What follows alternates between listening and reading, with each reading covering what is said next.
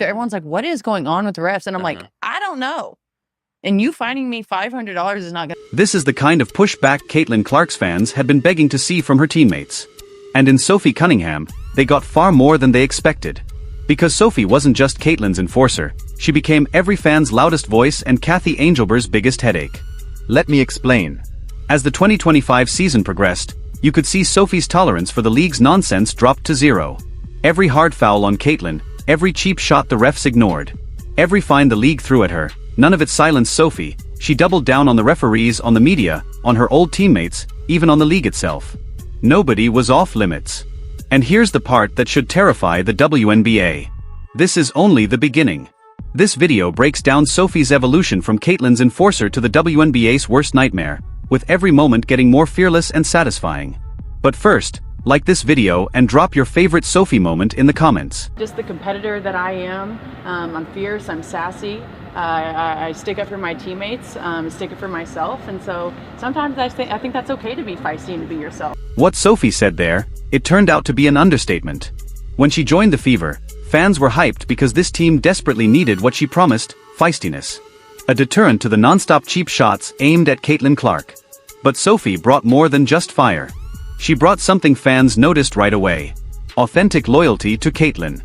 I mean, you know, she has changed our game in the best possible way in every way. And in the WNBA, that was rare. After a season where the media downplayed Caitlin's impact, the refs refused to give her a fair whistle, and even Nike dragged its feet on promotion. It was refreshing to finally hear a player tell the truth. Caitlin Clark is the face of the WNBA. She's transforming it. And that honesty made Sophie public enemy number one. It didn't take long before other players started testing her. And in the preseason, we got our first glimpse of Savage Sophie. Against the Mystics, rookie Kiki Fun took her down. And Sophie, she stood right up and basically said, "Don't you ever try that again." Look, you go down into the trees and things happen. And Kiki Iriafin right there, you had an extra little shove. And she's just like, what I do? Well, you kind of grow up, and then Sophie Cunningham pops right up and has a lot to say. That preseason moment was just an appetizer, a teaser for what was coming the rest of the season. Because if a rookie could take down a vet like Sophie with zero fear, what chance did Caitlin Clark have? It was open season on the Fever. And Sophie's role was about to become crystal clear. Game after game, the whistles stayed buried in the refs' pockets. Caitlin was hammered with no calls while other players got away with murder. It was 2024 all over again. And finally, Sophie had enough. June 17th, Commissioner's Cup, Fever vs Connecticut Sunday. The officials let the game spiral out of control. First, J.C. Sheldon swiped at Caitlin's eyes. Then, Marina Mabrey leveled her with a body shot. No ejections, no protection, no accountability. And that's when Sophie Cunningham snapped. What she did next instantly became legendary among Caitlin Clark fans. For Caitlin's fans, this was pure catharsis. Mabrey. That's a flagrant foul. It's a hard foul. You could say it's a play on the ball, but... Finally, some retribution. After months of watching Caitlin get hacked with no protection, Sophie delivered the payback. A headlock, a shove, and a simple dare. Do something. Up to this point, Sophie had always been fiery. But this was different. This was the switch flip. From that moment on, she was playing with zero FS to give, and it didn't stop on the court. At practice after the game, reporters asked about the altercation, and Sophie made it crystal clear this wasn't about one play or one game. It was about something bigger.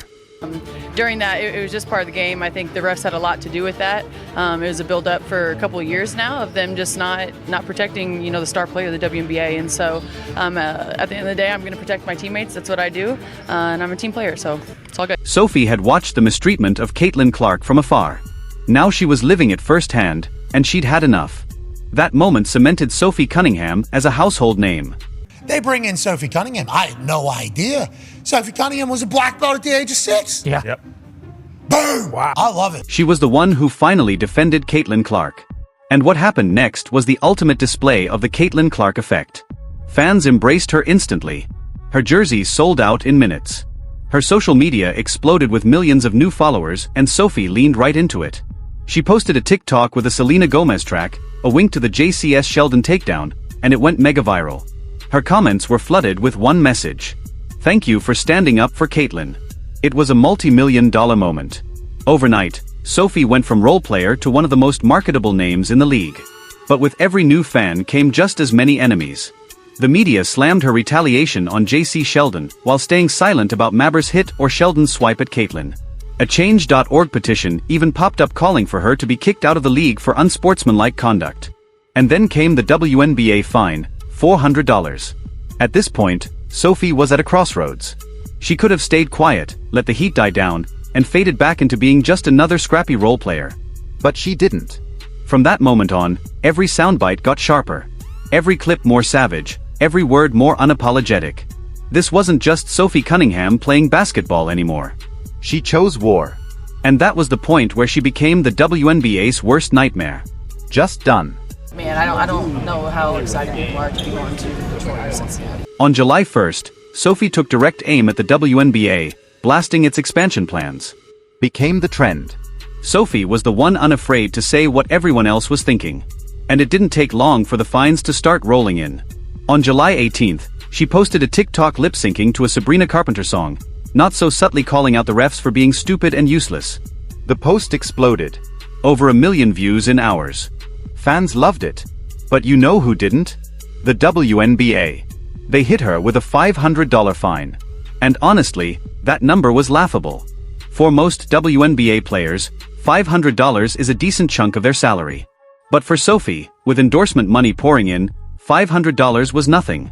Hell, Caitlyn probably paid the fine for her with the $11 million she made in 2024. So instead of silencing her, the WNBA only made her louder because less than 2 weeks later, Sophie cranked it up another level. On July 30th, she launched her new podcast, Show Me Something. And from the very first episode, she music didn't hold back. This wasn't just a podcast. It was her platform to expose the W. You have seen players in our league try to toughen up Caitlyn. We call her Cece. Cece. For even when I wasn't on her team, I know the talks that Phoenix had in the locker room of no, we're gonna prove her, we're gonna show her what the W really is. You know what I mean? And I get it to a certain extent. And every rookie coming into the league, that's how you're gonna treat them. But there's just more for her. So it's her second year. And now being on her team and seeing it, I'm what are people doing? Actually it's just too much. And it's just, I'm over it. And if I'm saying it's too much, then it's probably too much. No, that's so fair. That's fair, right? Yeah. From the very first episode, it was clear no one was safe. She went straight at the league, calling out the abuse Caitlyn was taking, even referencing her old teammates. She said it outright, the music chippiness, the cheap shots, the abuse on the court. It was 100% because of Caitlyn Clark. And she didn't stop there. She turned her fire on the refs, saying in that Sun game they completely lost music control. That Marina Mabrey should have been tossed. There's a couple players on their team that are just do a little bit extra stuff, chippy talking. You're a professional athlete, that's what happens, right? And I feel you see it more because people act like this towards Caitlyn. Yes, 1,000%. So in the first half, the refs didn't call. Someone should have been thrown out, and the refs did not call it. Correct. I remember that. They didn't, and so I was all right. She got full body chested. By 3 people. Yeah. 2 people. They're oh, it's fine. I'm if that was anyone else, I would have been booted out of the game. I know that for sure. I'm a little sassy, but so are they. Your leash is shorter though, because they know. Literally, I don't even have a leash. I just have a freaking collar and a hand on it. And then came this. Sophie dropped a bomb. Not just on the players, but on the media, the owners, and anyone in the league who disrespected Caitlyn Clark. Damn it. No, I think that's from what I've seen in the media. Yeah, what is the outside? The outside view discourse of the W? is why bully the person who is not 100% responsible, but has a huge role in growing your sport. Dude, and it literally pisses me off when people are she's not the face of the league. Who would be? What? Sabrina? No. No, there's really good, well-known people in our league. I'm not discrediting them. We have a lot of badasses in our league. Yeah. Hell yeah to that. I'm all for that. But when people try to argue that she's not the face of our league, or if our league would be where we're at without her, you're dumb as shit. Yeah. You're literally dumb as fuck. And after that, she went straight for the refs. A direct targeted attack, essentially daring the league to find her. And I get it because if I was a ref, I know I would mess up all the time. Yeah. I'm not saying that your job is easy, but when it is the simple call right in front of your face multiple times. What are you doing? What are you doing? What call are you like bugged out? All of them. Most? Everything? Like, it's just like they're just so inconsistent. Like, that's my thing. Like, if you're on the other team and you're going to be finding the shit out of me, yeah. Cool. But let me do it to They you. let you, yeah. You know what I mean? want Like, consistency then. yeah, like just give. And I think that's players across the league and like new fans across the country. Like, everyone's like, what is going on with the refs? And I'm like, I don't know. And you finding me $500 is not going to do shit. And on August 5th, Sophie revealed the league had hit her again, this time with a $1,500 fine. We were talking about like our first week, what people had to say. Well, the WNBA fined me. No! You got fined for episode 1? Dude, they fined me $1,500. I'm like, what? I'm like, this is just the beginning. I was like, you're kidding. Oh, way. I was like, I even told them, I even credited them that their job was hard. I did say that, and I said that I would not be good at it. I did say that. Like, look at the whole picture. What are we doing? But just like she promised, that fine did nothing. In that same podcast, she called out former teammate and mentor Dana Bonner about her ugly exit from Indiana just 2 days before playing her in Phoenix. She's towards the end of her career, so like, she deserves her flowers. She deserves to be happy. But I also think that if you're gonna leave, like, you're gonna have to expect getting bit. Was there explanation when it happened? No. Not even privately? Yeah, that's tough. And, yeah, okay. Who knows what was said behind closed doors around that Fever Mercury game? But what came after made one thing clear. Phoenix was not happy with Sophie's comments. And this was her way of saying politely but directly, "You're dead to me." Or just as an opponent tonight. Yeah, you know, AZ was good to me, but I'm way happier where I'm at now. It was good to see people. It was fun to play in front of some fans.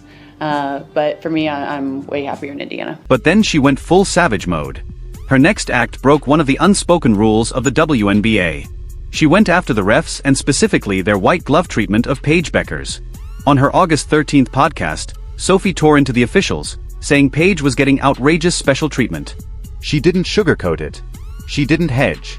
She flat out said it and absolutely destroyed them for it. Do not get me wrong. I think, like, again, I think she's a hell of a player and, like, would love to play with her one day. But those refs were giving her every freaking whistle last night. Like, you literally couldn't touch her. Couldn't touch her. And that shit is so annoying to me. Sophie wasn't afraid to call out what fans had noticed for a long time. A wild double standard, because here's Caitlin, the face of the league, still getting hacked with no protection deep into year 2. And here's Paige, a rookie getting superstar treatment from day 1. It was the kind of respect Caitlin should have had from the start. And Sophie was the one willing to say it out loud. And like clockwork, the league responded the only way it knows how. She got slapped with yet another fine. Hey, another thing, I don't know why this reminded me of just like games, you asking about Bria, but I'm officially 3 for 3 on being fined by the WNBA. Holy shit! For this? For the pod? Again? They didn't like my comments on Paige Beckers. No way! I didn't even say anything bad. Now Sophie's out for the season with an MCL injury. There won't be any more on-court altercations in 2025, but what she did while she was on the floor, what she saw, what she lived, created a platform. Sophie is the example of how the W should have handled Caitlin Clark.